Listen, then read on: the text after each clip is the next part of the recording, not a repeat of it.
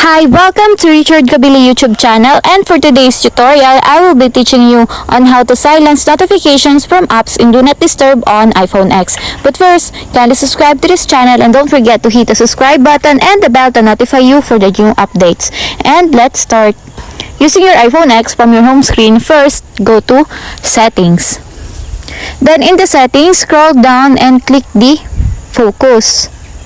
Then in the focus, choose the Do Not Disturb.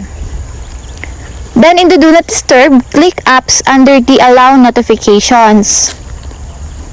Then in the notifications, you will see that the silence notification prompt is disabled, and all you have to do is click it until there's a check mark on the side to enable. And it is now able.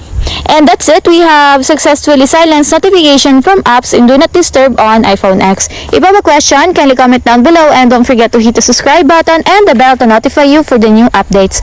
And thank you for watching!